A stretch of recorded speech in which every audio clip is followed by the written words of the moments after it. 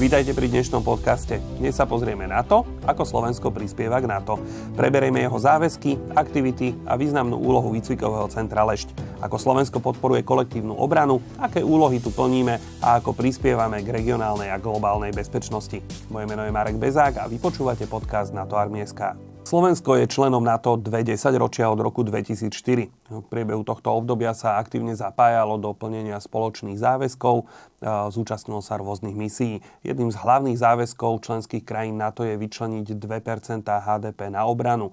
Slovensko tento cieľ splnilo v roku 2021 a odtedy pokračujeme v posilňovaní svojho obranného rozpočtu. Sme ako jedna z mála krajín, ktorá tento záväzok spĺňa a dokonca ho prekračuje.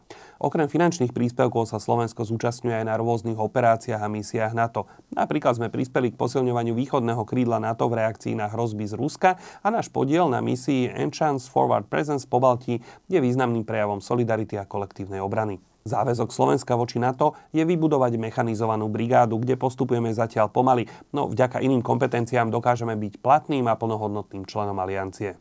Jedným z kľúčových príspevkov Slovenska k NATO je výcvikové centrum Lešť. Toto zariadenie sa nachádza na strednom Slovensku a slúži na výcvik špeciálnych jednotiek a ozbrojených síl pre celé NATO.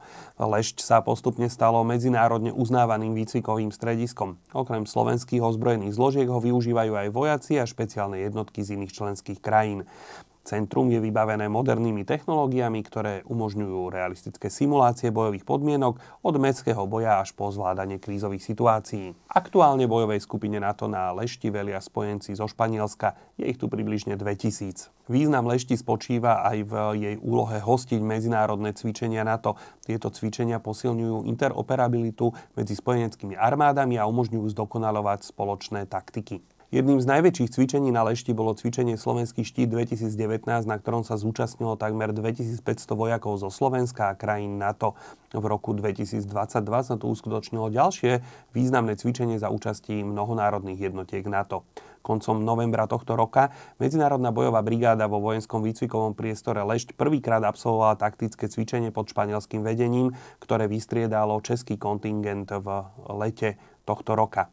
Vojaci v praxi otestovali delostrelectvo, pozemné jednotky aj tanky. Cvičenie malo preveriť schopnosti pri bránení východného krídla NATO. Cvičenie malo otestovať schopnosti medzinárodnej bojovej skupiny na Slovensku. Aktívne sa na ňom podielalo zhruba 500 vojakov. Okrem výcviku a cvičení sa Slovensko aktívne zapája do podpory Ukrajiny v jej boji proti ruskej agresii. Poskytli sme humanitárnu pomoc, vojenské vybavenie, ale aj technickú podporu. Poskytli sme aj svoje služby opravy rôznych vozidiel a vojenskej infraštruktúry. Slovensko tiež podporuje NATO v oblasti kybernetickej ochrany a v budovaní kapacít na ochranu kritickej infraštruktúry. Naša expertíza v špecifických oblastiach, ako je práca špeciálnych jednotiek či zvládanie hybridných hrozieb, je pre alianciu cenná. Hoci Slovensko patrí k menším krajinám aliancie, jeho prínosy sú neprehliadnutelné. Naším cieľom je naďalej zvyšovať schopnosti ozbrojených síl, investovať do modernizácie a rozvíjať medzinárodnú spoluprácu.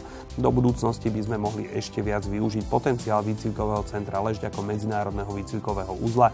Takisto je potrebné pokračovať v podpore kybernetickej bezpečnosti, kde môžeme zohrávať významnú úlohu v regióne.